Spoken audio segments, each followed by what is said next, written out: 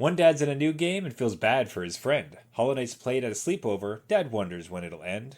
Cheats help a dad get through Final Fantasy VIII. And the dads try some pumpkin beers, hoping for something great. Me. Welcome to New Dad Gaming.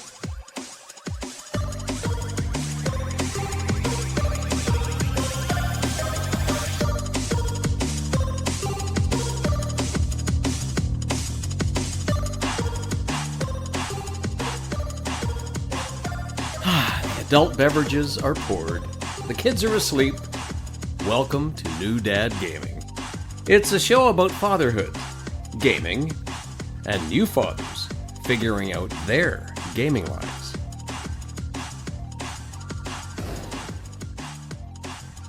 My name is Trevor, and I have a 10-year-old and an 8-year-old. And I'm Jeff. I have a 15-year-old and a 12-year-old. Each week, we try to show that just because you became a dad Does not mean it's game over. And I don't know if we're trying to, pay for the sins of summer by putting ourselves through some purgatory. But so I think generally what happened is Jeff. Sorry, I should barely lead. Jeff and I are gonna be trying pumpkin beers. We are in October. Each year we try to kind of angle around this one, and we've dedicated ourselves again. Let's get some pumpkin beers going. See what's like the latest out there. And I wonder if it's sort of paying for the sins of our summers past, where we had a fantastic summer of beers, only to now arrive. It's like, all right, well, time to put in the work. Try some of the weird ones and see what we can find. I'm hoping technology has advanced in pumpkin brewing and that we can get some upgraded ones in our picks this year, so we'll see. Yeah, I don't think that we've discussed it formally, but I do feel like we're just going to do beers weekly because it has been popular with the listeners. I enjoy it greatly. I think you do as well. I'm not sure. Don't want to pressure you. Yeah. Hold on. Please, no. No, it definitely works, and I think it's again, we're just spreading awareness in some of these things. Good, bads, uglies. Exactly. So, apropos of nothing, we had come up with the idea. Okay, it's October. Pumpkin beer is on the surface incredibly weird. There's no getting around it. Head to the beer store, grab whatever pumpkin beers you can. Accidentally, Jeff and I both picked up the exact same one, and decided, okay, we crack this open, sight unseen, for. As to kick off the thing. We're in the same place, but I want to hear it from you. Like, what is your feeling as you look at this pumpkin beer can? Do you know what my feeling is when I look down at 10%? Do you know what my feeling is?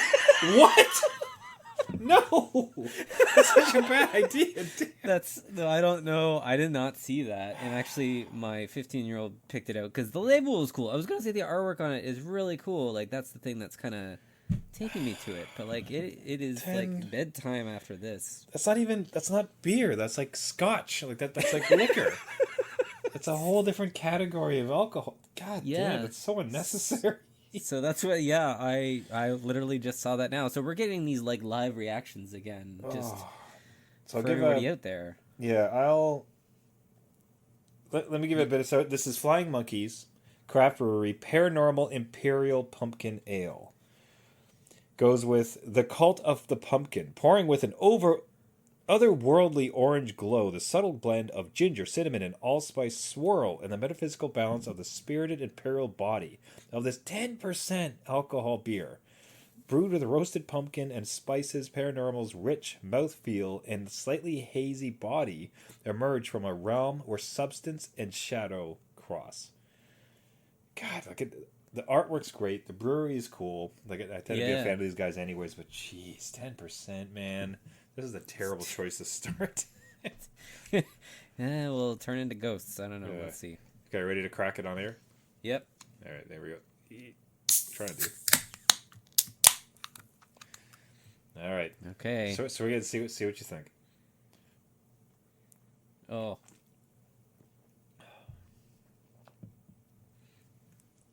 Oh man.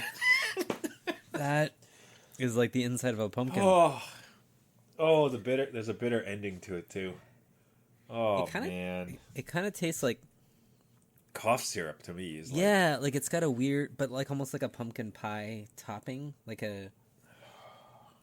damn it. Just like, Oh. there's a sweetness to it. It's almost like there was a beer and then someone poured sugar into it after Sugar the in fact. it, yeah. That's all it tastes is sugar, like a whipped cream almost. This is a lot. Oh, oh, This is really gonna set the tone. It's not good on the second or third try. no. It didn't help. We were getting so psyched up for it because it sounded like a funny idea at first, and then we bought these cans. You're like, oh no. Yeah, And this one, yeah. oh, This is definitely Oh. definitely pumpkin-y. If you like your pumpkins, I hate that. Would- Man, I don't. Sorry, you go, please. If you like pumpkins, you go. if you like pumpkins, this is definitely the one to get because it does taste like a pumpkin, right? Like there is no doubt about that. They've inserted pumpkin into this, but it is very sweet, and I don't think it's cold enough. Like I had this in the freezer, in the fridge before that, and I still don't think it's cold enough. Do you know what I mean? Like it has like a Yeah. warm of it. I don't know. It's odd. It's just funny because there's all that. It's a sweetness to it for sure. Again, like it's like they had a pumpkin beer and then they, after the fact, poured sugar, or as you said, whipped cream. Your face. Something. Yeah. Oh God, yeah. For audio listeners, if you can see the video of this on YouTube Live, like our facial reaction is telling a story. But then for me, what's so bizarre is after all that, the punch of sweetness comes like bitterness, like crazy bitterness on the aftertaste. Oh man, I don't know if I'm gonna be drinking this. This is a lot. This is one that you should reserve for when we're in person because you. It's So we can just split the can.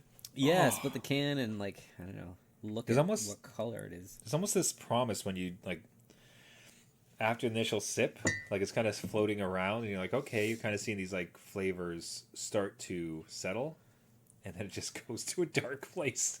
It That's goes right. bad. Oh, Wow. Okay, let's off to a that's- bang. Whew, that's 10% is just like that's unnecessary. That's so. I think it's to eliminate your taste buds so that you don't taste anything else. There's a second description on the can. It's back. Doused with exotic warm spices, this spirited imperial pumpkin ale evokes the aromas of pumpkin pie, graham cracker Oh, crust, and the okay. toasty aura of autumn.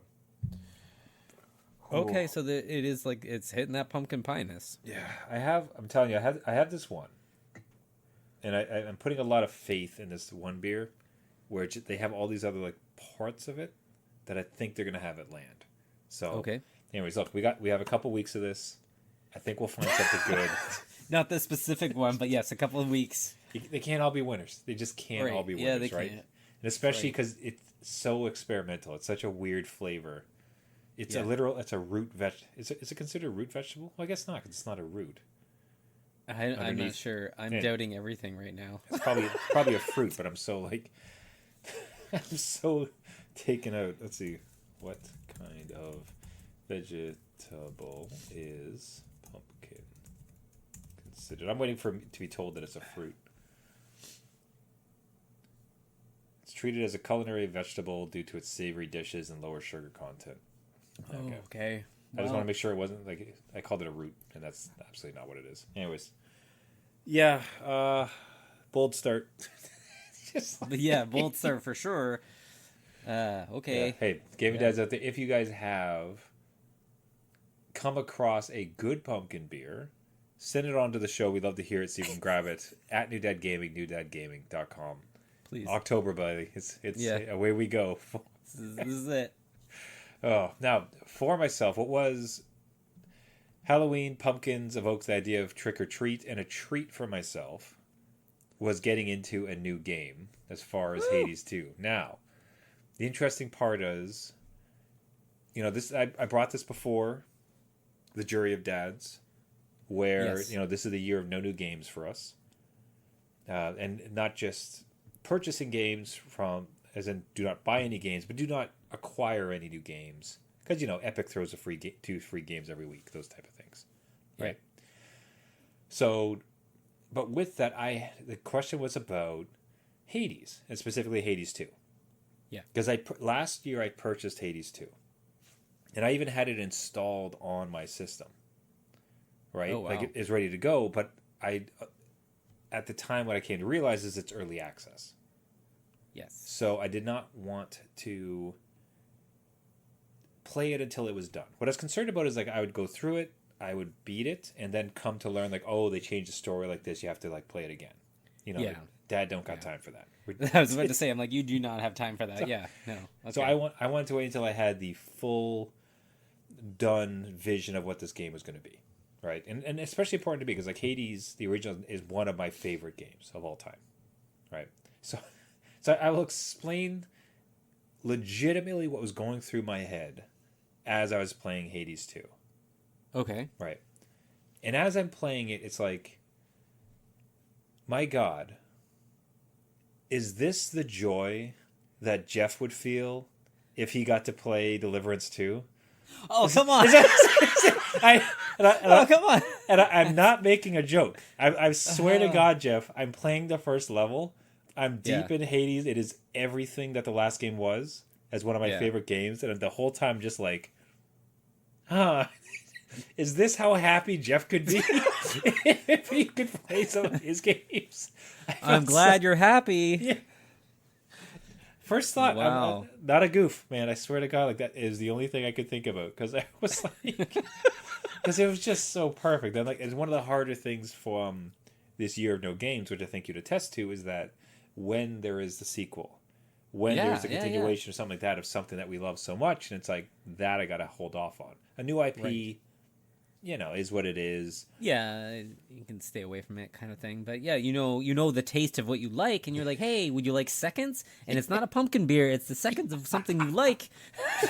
Something that's delicious. So, yeah, no, I'm gonna live vicariously through you to experience something that is just builds better of what you already like. So that's awesome. Oh, that's great.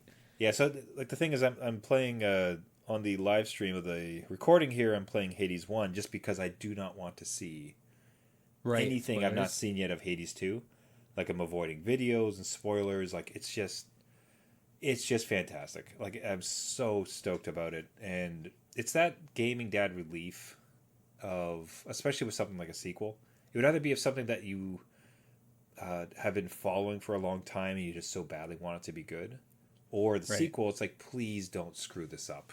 Like, please, like I love this game so much. Please don't ruin it. So it's the joy and the relief and like the happiness with it. Like I am in heaven going through hell playing Hades 2. Like it's just stunning. That's good. Like, does it? So in the first one, just to back up a bit, the first one you mentioned that they had like a dad mode. Oh, does this one have the same features? Yes. Okay, yes, perfect. Okay. Everything's fine. So they call it God mode, which it might have been the first one as well. But all it does is they start you off taking 20% less damage, and every time you die, and this is a roguelike, so you are supposed to die constantly. Yeah. And actually, what's funny is like you really have to, because narratively, that it's very important. Right. Okay. Because you have a home base or you have these other things, and you need to have that return, so that you can interact with the characters and move the story forward. Gotcha. Like I'd have to search. I don't even know if it would let you beat the game one shot. I'd have to check. Yeah, that'd be fun. I'll watch some videos because someone is good enough to do it. Oh yeah, probably. It's like Demon Souls where they beat the first one that you're supposed to die to. Yeah. And then they're then you go to the main super boss and obviously die. So maybe it's similar. But yeah, so it starts you off at 20%. It's called God mode, and then every time you die, it just adds 2% to your damage mitigation. I think upwards to 80. So eventually you could be taking 80% less damage, which perfect. That's initially I had thought like I was dying so often, and like I was worried I was going to miss some story in that like I was going to become like I was going to be able to actually beat it sooner than I should have been able to. However, like given how much more the game is kind of expanded and how bad I still am at it, like I'm already at like 40% damage mitigation. Okay, fair enough. Yeah. So, like I think they must have. They are clever. They're very good at telling a story using gameplay. So there's no way that they said, okay, if you most people have a reasonable chance of beating the game if they get to 60%. So let's make sure we get, this is now a guess on my part, but let's make sure that we get all the important story beats out of the way. Yeah. By the time they could possibly have gained like 40 additional like damage mitigation type of thing. But it's so great, man. It's just, all it is this guarantee that, look, you're going to beat it. Okay, right. like you're ramping up. You get, and it just helps too, because like it doesn't even necessarily take away from it thematically, because the whole point is that you are someone who's training and you're trying to overcome these odds. You're trying to like escape from hell and like beat these other kind of parts, and you would be getting stronger naturally, right? Like every single time you go through. So the thought that by the end of it, all it is kind of, it starts bleeding more into the power fantasy, where like on your last runs where you're like at 60% damage mitigation, you're like, yeah, I'm doing great, like I'm beating everybody. So right. So it just, again, is telling of like how phenomenal this like series is. So stoked, man. And I swear to God, the very first thought, I'm in the levels and I'm like, oh Jeff, the games you're missing. I just you know what? I feel bad. I'm just gonna call it off. Jeff, go get your KCD2, please. Just go out, experience the joy that I'm having. What would it be? Yeah. What is? There's a couple of them, right? So there's you're holding off on Kingdom Come Deliverance 2. Yeah. Ghost of Tsushima. That's how it's called? Yeah, the sequel. Yes, that just came out. Yep. Isn't there one more sequel that you're also missing? Dad Packing Simulator. Yes. Death Stranding 2. Death Stranding 2. Yeah. So, you know what, Trevor? You know what? You could just take your sequels. You could just take these sequels and just enjoy them. You just enjoy it. You have fun. I'm gonna end up giving you a complex where it's like next year you're gonna like just stockpile sequels. Like anytime there's a chance for you to pre-order. Yeah. In case we pull this nonsense again of no purchase. Right. Or like the kind of the going bet that we'll have is like no sequels. I'm like, fine, I don't care. Like I've got all my sequels already. So. Yeah. Anyways, I'm very excited towards the latter half of the year. I think what we'll do is sometime in December, I think we'll decide what we're going to buy. Like we'll buy them, have them installed on our computer. And it's like that January 1st. Like it's here, hooray! We get into the new game. Why are you staying up to midnight? Are you like New Year's Eve? No. I got like three games installed. Everybody's around gathered around the TV watching the ball drop. Like 10, 9. You're just with your controller, like looking at your monitor. 5, 4, 3. Perfect. It's fabulous. Anybody who had played Hades, the original, curious about the second, knows you would not be surprised to learn it is absolutely stunning and phenomenal. So definitely a pickup. I'm so happy, Jeff. I'm sorry. Good. I'm glad that you're happy.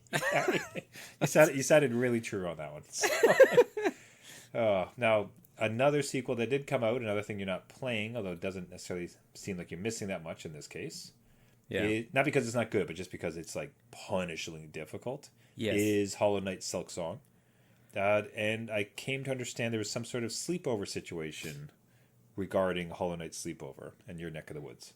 Yeah, so again, I think last episode I talked about my 12-year-old that was playing Hollow Knight, or at least I said that they had beat it. That is untrue. They had not beat it. Their friend beat it. Okay. So, kind of explaining that to them, like I go back to my kids and be like, hey, this is what I talked about on the episode, whatever. And they're like, oh, well, that's not true. I'm like, okay, well, you need to write that wrong. I can't just be out here lying to people. It's not a podcast, damn it. Right? So my 15-year-old actually wants to get into Hollow Knight because they see all the craze over Silk Song. And so they dedicated, hey, if I play it with my 12-year-old, then we can work our way through Hollow Knight and get up to Silk Song. And then at Silk Song, like, let's, see if they want it for their birthday or whatever. So they said in order to speed run that, they are going to have a sleepover in the basement and game all night to try and beat Hollow Knight. Oh, wow. That is so cool. Yeah, so they were having a blast. It was awesome to hear, like, the laughs and, like, their, strategy talk. Like, oh, no, you gotta, like, swing from the ceiling to try and beat that boss, or go back and get that item and get a different power-up, whatever.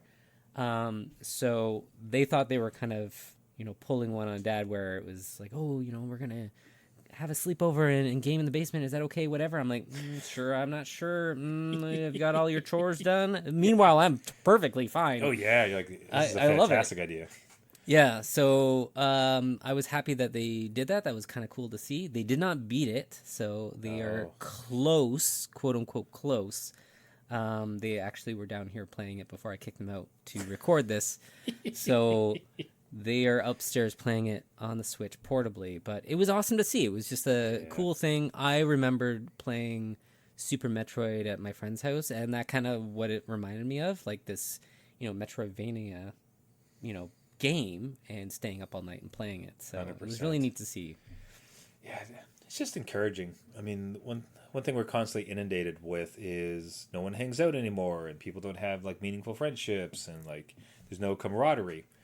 Yeah. Quick side note. What I do like is that we're still trying to drink the beer occasionally. I'm trying. And our faces just contort as the other one's talking. Like, nope, didn't get better. Nope. No, it's getting worse, actually. Yeah. But why I find that so encouraging is, again, the general theme out there is that people do not have friendships, they're not hanging out in person, everything is so online, blah, blah, blah, blah. So to hear about like an old school gaming sleepover, and they pull a quote-unquote fast one on the parents, and they stay up all night, and they kind of like go through, like, how fantastic, man. Like, that is so awesome to hear.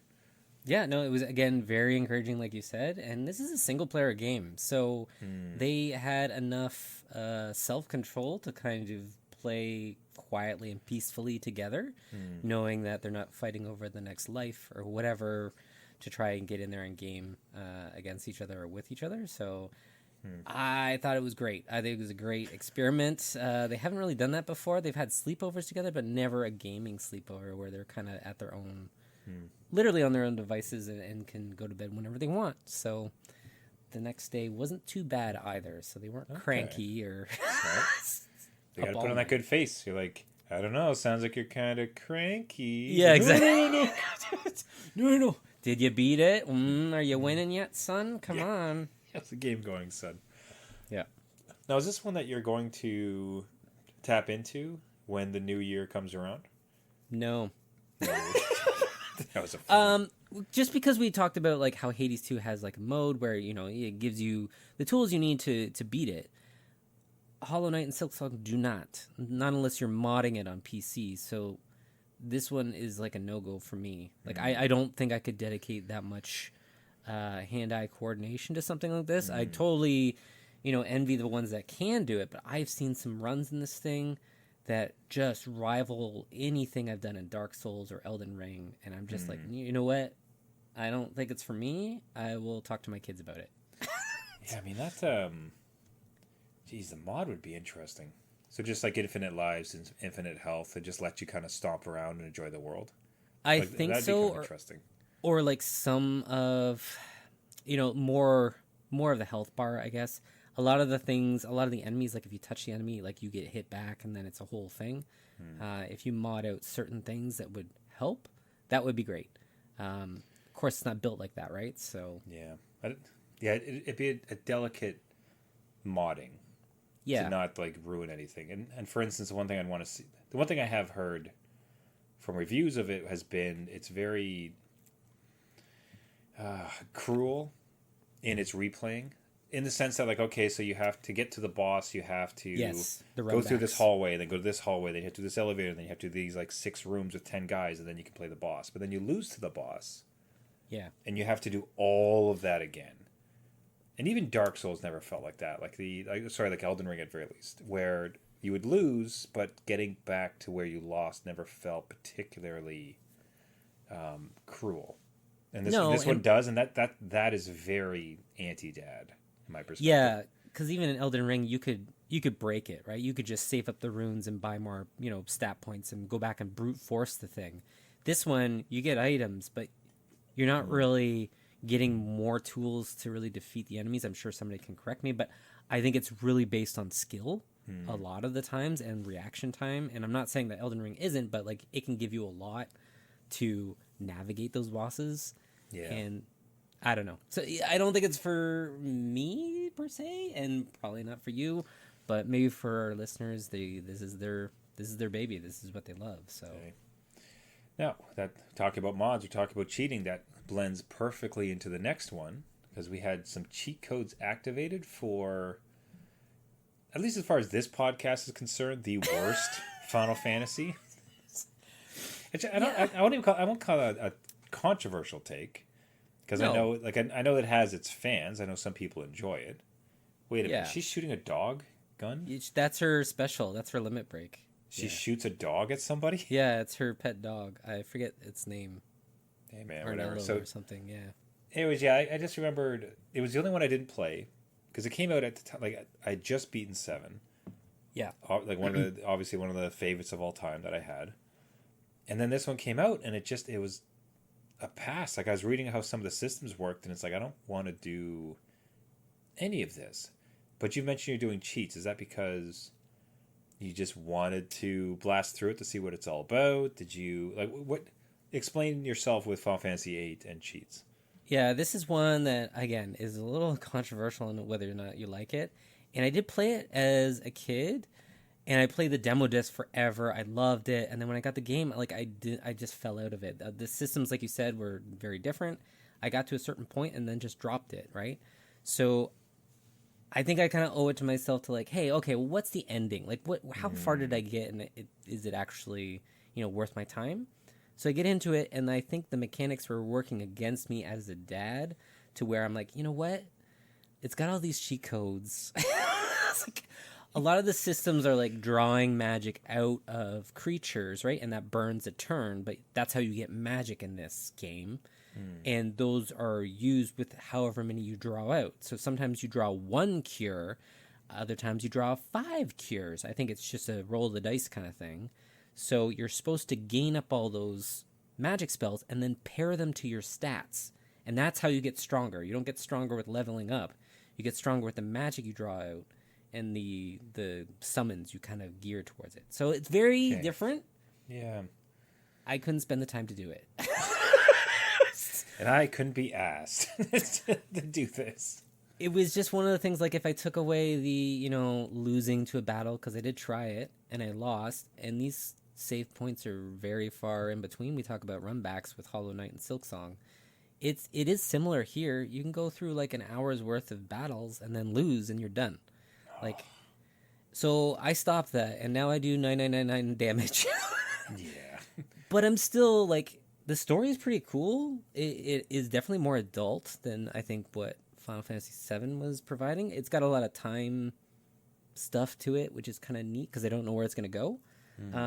But I think that's how I can complete it. I don't think I can complete it the OG way and grind out all these spells and lose progress, blah, blah, blah.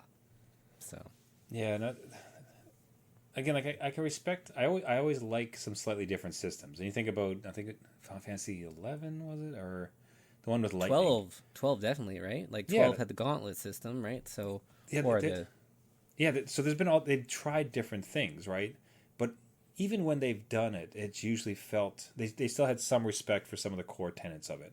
There's magic, there's ether to repair magic, you have health, you get levels when you beat things, you can get coins and other things like that. You can level up gear or spells, things like it. There's just these core tenets in how the world works. And 8 always felt just what little too far. Yeah. Not in a sense that that's not fine or good, but it's just this isn't Final Fantasy. It's one of those funny arguments where you'll hear people say Chrono Trigger is the greatest Final Fantasy game. Not so named, but because it had so many of the systems in place, right? So it's almost more Final Fantasy than Final Fantasy VIII is. Yeah, no, I would agree with that. And a lot of the systems are against my core values of saving. Core values. Do you know what I mean? You know how you would save... A man's got to stand for something. I would save elixirs and Phoenix Downs and X potions because those were the top tier things. I'm I'm gonna need them. I don't know, I'll never. And so when you have a system that you draw out magic and be well, when am I gonna get that spell again? I'm not gonna use that. And then you resort to trying an attack, and that's not gonna work. So you call on the summons, and they take forever, and they have hit points. So if they die, you have to revive them a different way. Anyway, it's a lot. Yeah, the cheat codes, if you don't like the mechanics, the cheat codes definitely help, so you can at least experience the story, because I do think the story has something to offer. It's kind of a neat... well, it's very teenager in the way it's written, but it's got some cool aspects. And then to Cool John shows up, and he's got a hat, and he tips it. He says, "My lady." Yeah, but he's too cool for them, so he walks across. There's definitely some teenager love moments, and you're like, oh no. It's like, skip. Yeah, not great, but yeah. So I'm gonna finish it. I think I'm gonna finish it. It'll be 25 years in the making since I've played this, so... Oh, well, keep us posted. I'd be curious to see your kind of final review. And if it ends up being, it's like, the story was so great. I just wish there was a bit more Final Fantasy in it to have helped. So I found this exact same thing with Final Fantasy IX in my replay through, because it was on my phone. And it was just one of those things, it's like, I just don't want... When I initially played it, I probably put in 80 hours. I love that game, right? Right. It's like, but I can't now on a secondary kind of playthrough. So they had all these cheats available. So it's like, can't die, 9999 attack, all this kind of great stuff. So it's perfect. Let me just, I'm going to speed run it so I can experience all the beats. Yeah. All the story parts, and then exactly not so much worry about it. Right. I don't want to fail. Come on, give me the ultimate dad mode. Yeah. So, hey, keep us posted how that one goes. Anybody else have been playing it, or they have strong thoughts one way or the other on Final Fantasy VIII, write into us at New Dad Gaming, newdadgaming.com.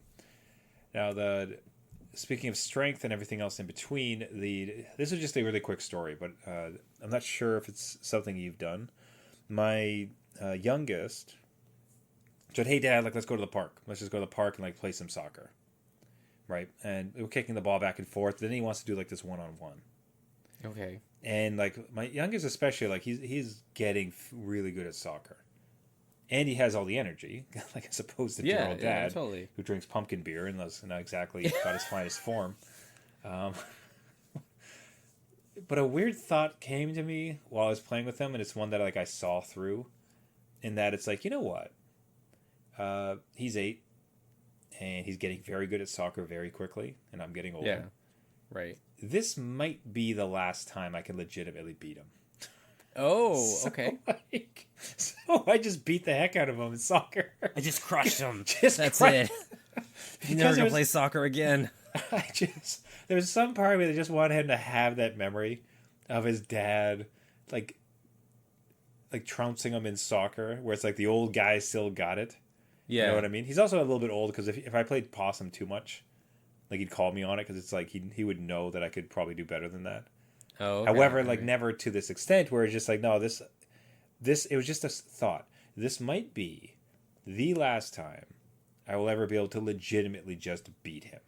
So I'm going to take it, and I'm going to have my victory. I'm going to put that on the shelf along with my other mementos, and then just watch that kind of that sunset comes as he eventually overtakes me. Have you ever had anything like that? Be it with Mario Kart, or not Mario Kart and you, but with a video game, with a physicality, anything where it just occurred to you, it's he almost is legitimately able to beat me now.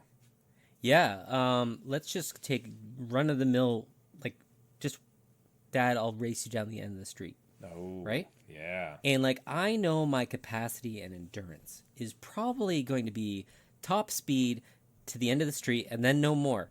Yeah. So I will take your bet, and I will blast a flash, just you're not gonna catch me.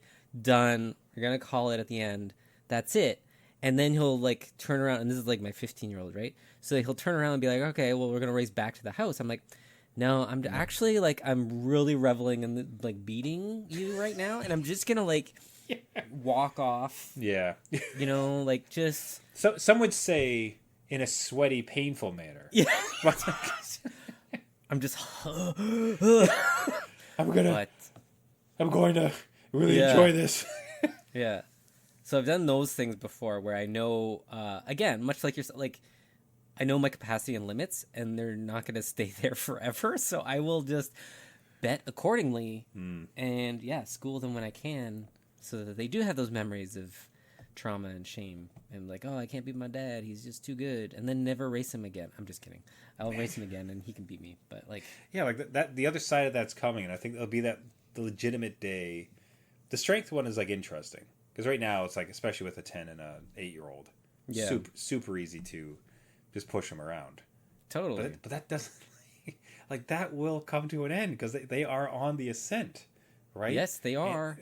And at some point, I'll be like, well, no, you have to go. Like, you try to pull. They're like, oh, God. Like, oh, no. Where's all his strength coming from? I will speak to my 15-year-old that goes to the gym every day after high school. I'm like, oh, no. He can resist me now. The wrestling isn't so fun when I can't pick him up, or he is too stable for me to push over. So as you cry, uncle. Yeah. You have to rely on your like wily old man tactics, like sand in the eyes, go. Dad, that was very mean. Is that a $20 bill? On the street, son, this is how you have to do it. Yeah, is that V-Bucks over there? Oh my lord. Yeah. So, it was great. I'll take that victory. And, awesome. Yeah.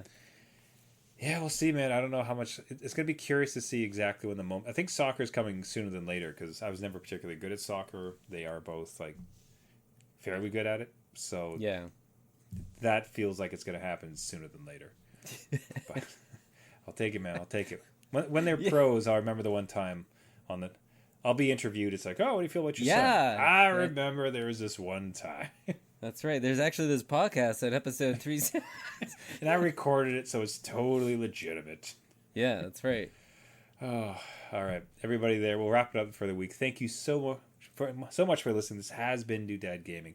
If you like the show, you can find us at all the major podcast networks, Caster, Google Play, iTunes, anywhere you find your podcasts. It's the pumpkin beer. It's a pumpkin beer. This is going great. Yeah.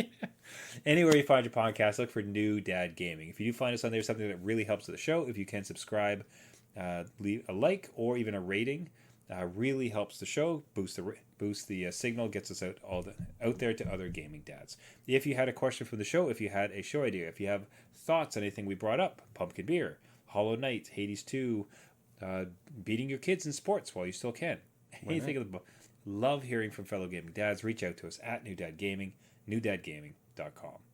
Once again, thanks for listening, and until next week, my name is Trevor, and I have a 10-year-old and an 8-year-old. And I'm Jeff. I have a 15-year-old who I can beat down the street with the running abilities, and a 12-year-old that hasn't challenged me yet.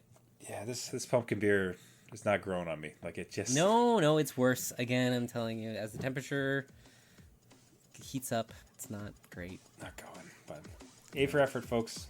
Good brewery. Right. I'll buy you other stuff. But rough start to this year. Everybody remember, just because you became a dad does not mean it's game over.